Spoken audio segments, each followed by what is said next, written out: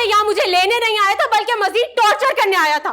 उससे ये बात बिल्कुल बर्दाश्त नहीं हो रही कि मैं अपने घर में सुकून से बैठी हुई हूँ। आप जाके बीजान को बताएं कि उनके बेटे ने मुझसे कितनी बदतमीजी की है। और तुमने तो बड़ी इज्जत और मान दिया ना उसे।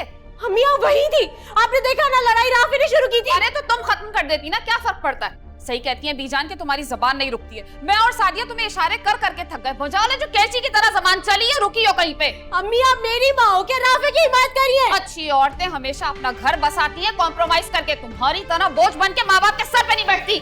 अब्बू आप देख रहे हैं ना अम्मी मुझ पे किस तरह से इल्जाम लगा रही है। आप लोग नहीं चाहते ना मैं यहाँ रहूं, मैं यहाँ चली जाऊं। दफा हो जाए से, दफा हो। उरूज, उरूज बेटा बात सुनो। कोई जरूरत नहीं है उसे रोकने की फिरोज। बहुत कर ली इसने अपनी जिद पूरी, बहुत हो गई इसकी मनमानी। अब वही होगा जो मैं कहूंगी। अरे चुप हो सकती हो तुम? हर वक्त बोलती रहती हो, थप्पड़ मार दिया उसको। अब ऐसे क्या देख रही हो?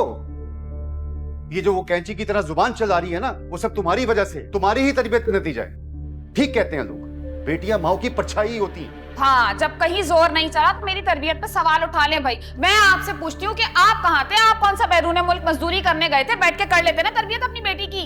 अरे सारा दिन घर से बाहर होता हूँ, तुम लोगों के लिए कमाता हूँ, तुम्हें खिलाता हूँ, और क्या करूँ मैं?